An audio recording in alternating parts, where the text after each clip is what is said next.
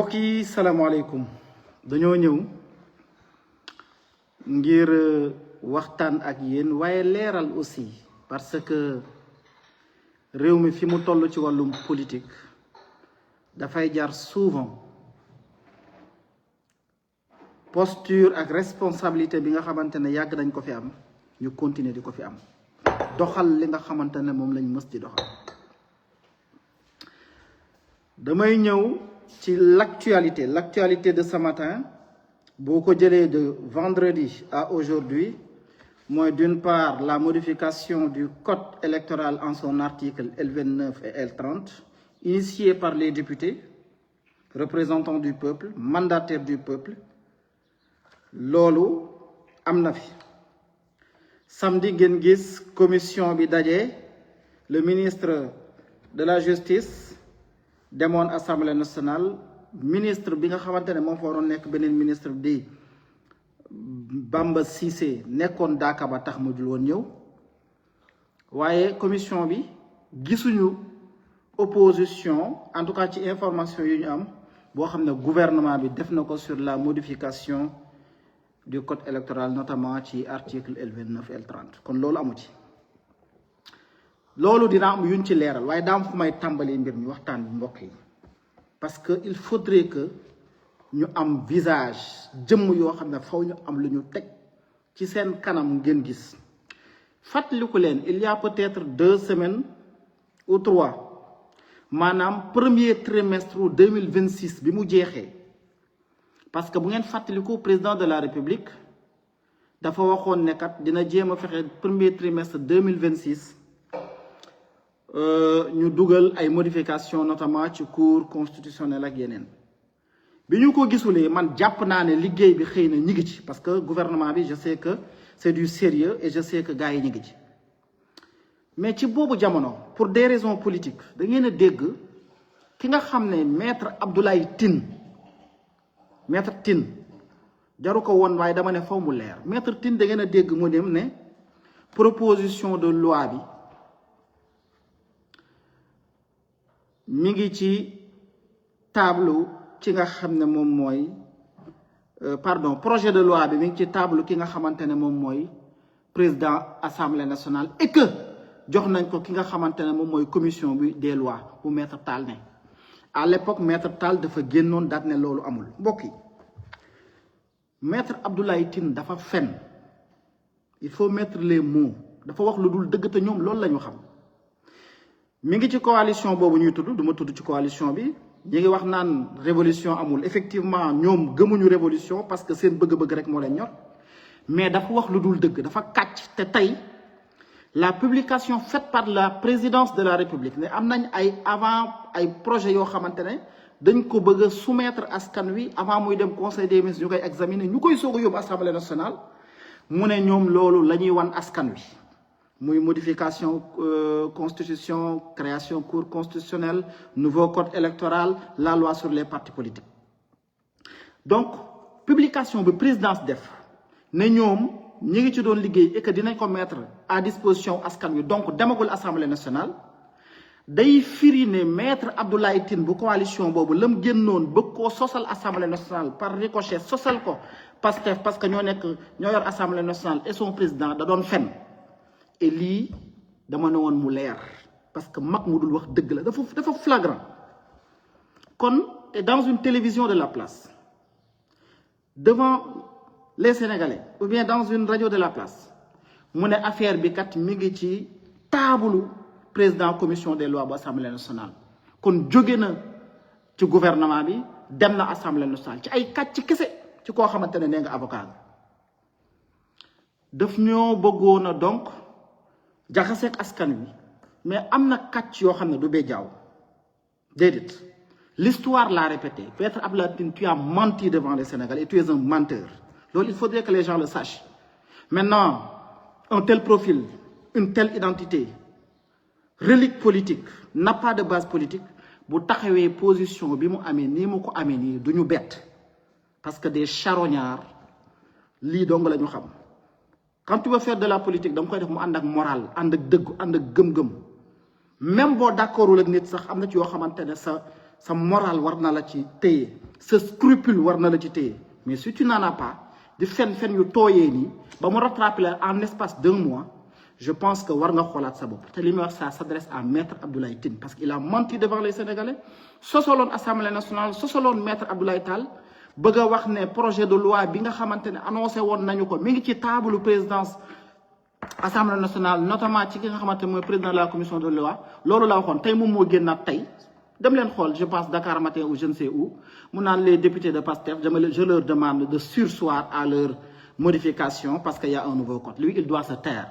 il n'a absolument rien à dire parce que c'est un menteur chevronné te preuve mensonge yaa ngi nii c'est ce que j'avais à dire sur maître Abdoulaye Tine léegi nag ñu jëm ci li nga xamante ne moom mooy la situation actuelle bi nga xam ne gis nañu semaine bi effectivement député yi jël ay décisions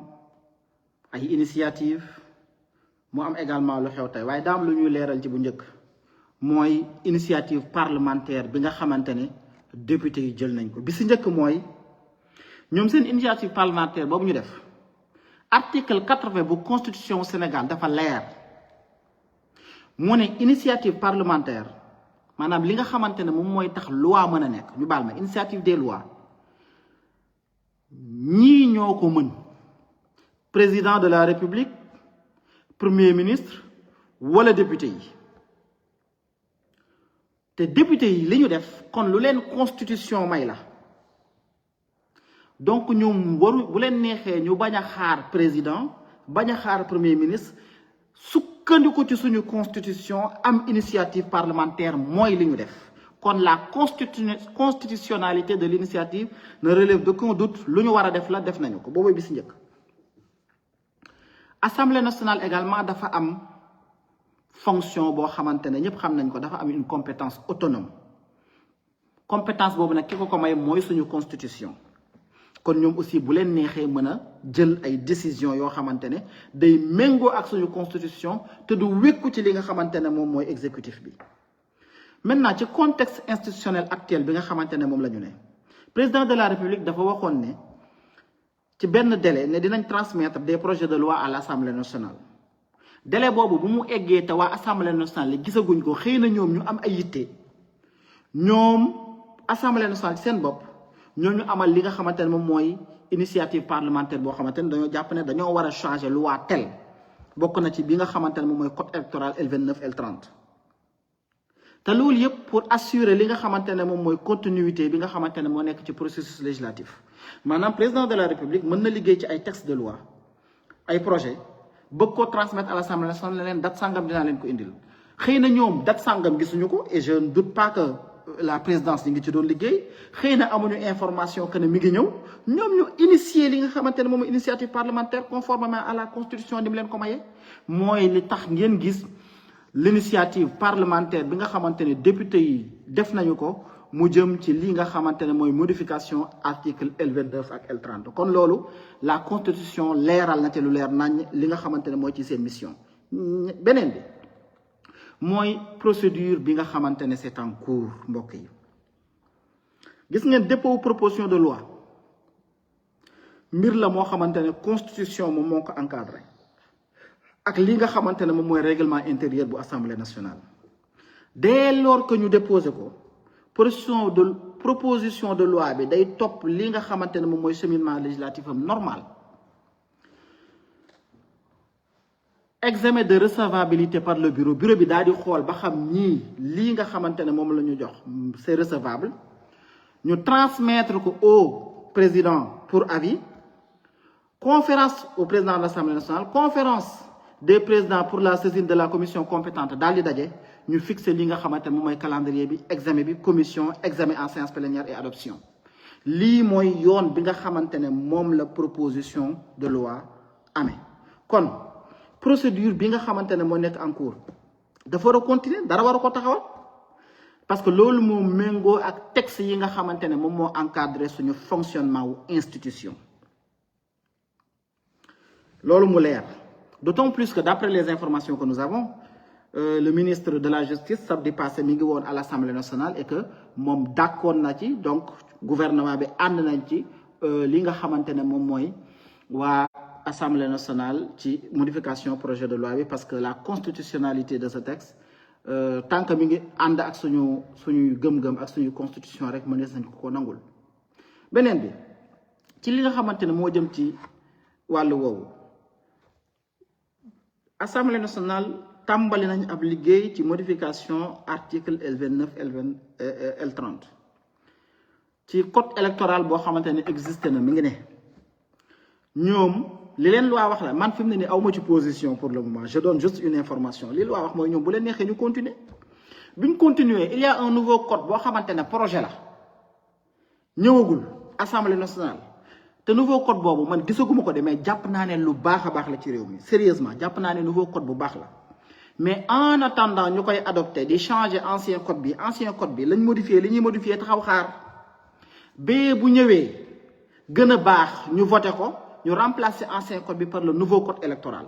parce que encore une fois de plus bële ñëwagul day dem concertation bu jógee concertation dem li nga xamante ne moom mooy conseil des ministres bu fa jógee soog a dellu si assemblée nationale ñooñu buñ ko voté mu soog a dem ci ki nga xamante ne moom mooy président de la république pour promulgation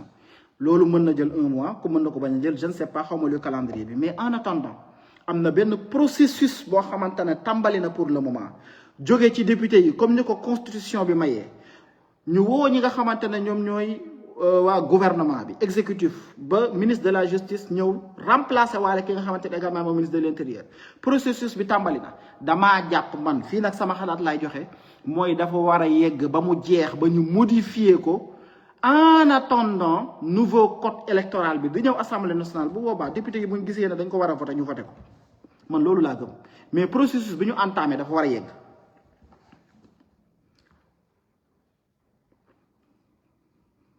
léegi nag gis ngeen dafa am loo xam ne dafa war a leer te loolu député yi sax war nañ ko xam waaye askan wi également war nañ ko xam gis ngeen initiative parlementaire mënta remettre en cause prérogative exécutif maanaam l'exécutif le gouvernement seen initiative parlementaire u député yi mënta remettre en aucune façon en cause lii nga xamante ne moom mooy prérogative u exécutif bi donc day exercer wu en parallèle mën naa ne sax en réalité constitution bi ni mu ko prévoir bu ñu déggoowee ñoom ñaar ñëpp ku ci nekk da ngay mën a doxal li ngay war a doxal dañuy complémenté waale ku ci nekk da ngay mottali sa morom rawatina sax ñi nga xamante ne ñoom ñooy exécutif bi parce que ñoom bu ñu amee initiative am projet am lu ñu bëgg a jàllale ci wàllu loi faw ñu am entente ak ñi nga xamante ne ñoom ñooy parlementaires yi député bi entente bi nag nekkul combine faw ñu déggoo ci li nga xamante ne moom lañ bëgg a def ñëw présenté leen ko convaincre leen muy njariñal askan wi ñu mën koo voté ñi nga xam ne également ñoom ñoo nekk assemblée nationale bu ñu amee ab proposition de loi jàpp ne kat lii moo gën ci askan wi parce que ñoom ñoo teewal askan wi fële ci assemblée nationale mën nañ cee waxtaan jéem a waxtaan ak ñi nga xamante ne ñoom ñooy exécutif loolu moo waral ngeen di dégg ministre de la justice ñëwoon samedi bii passé bu du woon loolu ministre du fa ñëw mais ministre day ñëw en commission ñu présenté ko mu joxe xalaatam moom buy ñëw nag jàpp naa ne xalaatu gouvernement ak xalaatu président de la république day ànd ak moom ñëw parce que ministre de la justice lu toll ni proposition de loi mënta ñëw assemblée nationale sans mu am retour ay kilifaam notamment premier ministre notamment président de la république donc bu ñu ko valider rek ça veut dire que entente am na te loolu samedi nee nañu loolu la ñu am kon remettre benn yoon en cause li nga xamante ne moom mooy prérogative exécutive kon conflit de compétence amul chevauchement amul institution bu ci nekk rek day agir selon ses attributions li nga xamante ne moom la ñu ko constitution jox day agir ngir loola lu méngoo ak li nga xamante ne moom la ko constitution jox parce que nag en réalité comme on le dit principe séparation des pouvoirs bi ñuy wax ne réew mi dafa war a nekk un pays boo xamante ne ci wàllum justice la war a ne réew moo xamante ne dafa war a juste le principe de la séparation des pouvoirs ingérence warta am comme principe yooyu yëpp dafa am te dañoo ne dañu koy respecté yaa xayti exécutif ay prérogative am parlement assemblée nationale mënu ko xañ assemblée nationale ay prérogative am exécutif mënu ko xañ justice ay prérogative am également exécutif waru cee dugal ay loxoom loolu mooy séparation des pouvoirs ci principe yooyu nag buñ ci sukkandiku mën nañoo jàpp ne amul conflit de compétence amul chevauchement institution bu ci nekk dans le cadre de ses attributions day réagir poser ay actes selon li nga xamante ne moom la ko constitution jox te séparation des pouvoirs loolu la jàngale te kat gis nga équilibre bii ma wax nii loolu mooy doxal am réew loolu rek moo mën a doxal am réew loolu moo tax réew mën a tegu ci yoon ci li nga xamante ne moom mooy nag esprit républicain wu démarche bi nga xamante ne am nañ ko mbokk yi objectif bi rek mooy garantir li nga xam ne mooy stabilité prévoir yenn yi nga xamante ne mën na ñëw suba te du yàq suñu réew waaye également processus démocratique mën a continuer ba entente am assemblée nationale dafa war a assumer rôle am jàpp naa ko waaye nag ci légiférer boobu nga xamante ne war na ko daf ci war a doxalee noo xamante ne njariñal askan wi la njariñal askan woowu nag moo tax ñoom acte bu ñuy poser pour le bénéfice des Sénégalais et du peuple sénégalais loi bi ñuy teg dafay méngoo ak suñu constitution waaye dafay méngoo ak li nga xamante ne moom mooy bëgg-bëgg askan wi waaye loi boobu amul loi boo xam ne dañ ko war a teg pour des raisons politiques ou bien pour des raisons yoo xamante ne rien ne l'explique non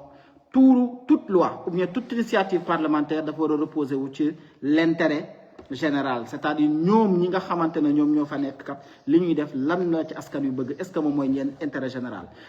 organiser élection boo xamante ne ñëpp war a bokk ñëpp danañ bokk moom mooy l'intérêt général te loolu mooy yittey li nga xamante ne moom mooy modification projet de loi bi kon jàpp naa ne mbir la moo xamante ne mu baax la te jàpp naa ne encore une fois de plus te foofu laay daanalee processus bi tàmbali na de l'Assemblée nationale teg nañ ko ba woo gouvernement bi en commission jàpp naa ne dafa war a continuer ba mu jeex tàkk bu continuer ba nga xamante ne voté nañu ko mu leer na ne loolu jàll na en attendant ñuy xaar le nouveau code électoral bi bu ñëwee muy njariñal Sénégal gën a yees gën a méngoog li nga xamante ne moom mooy aspiration peuple sénégalais bi assemblée nationale député yi ñooy xool ñu voté ko Sénégal ñëpp bokkandoo une démarche inclusive am ñëpp mën cee gis seen bopp mais loolu firiwul ne bii ñu commencé dañ ko war a arrêté déedéet bële egseegul dañ ko annoncé bi nga xamante ne nag processus bi tàmbali na nañ ko eggale ba mu jeex tàkk bu eggee bële bu ñëwee day gën a yombal mbir yu jële fi li fi nekk gën a baax bu ñëwul bii fi nekk en attendant tant que bi ngi fi nekk ñu xam ne kat au moins bii respecté na li nga xamante ne moom mooy l'initiative parlementaire et les parlementaires comme je le dis mooy les députés ñoom ñooy les garants sont les mandataires pardon du peuple sénégalais loolu daal mbokk yi ci lu tënku rek mooy li nga xamante ne dama ne woon dinaa ko def live bi si njëkk mooy kooku ma tudd sànq ak coalition boobu nga xamante ne la muy wax dara du ci dëgg te kàcc gu saf sàpp la fi def devant les Sénégalais ñaareel bi mooy lii nga xam ne wax naa ko léegi ci processus électoral bi ak coowal modification L29 L30 ensuite tey ñu gis un projet de nouveau code électoral l'un n'exclut pas l'autre mbokk yi bii mën nañ koo voter en attendant ba di ñëw looloo ci sama xalaat jërë ngeen jëf loolu rek lañ la woon dinañ ko waxtaane ak yéen di leen jox dig daje ba beneen yoon incha allahu rabbi ce sera plus récurrent plus régulier pour leeral yu bëree bëri yoo xamante ne jàpp naa ne fi mu ne nii jot na ndaxte fa ñu jëm a tax on va préparer les élections locales comme je le disais et croyez-nous ñoo ngi ci liggéey bu baax a baax jërë ngeen jëf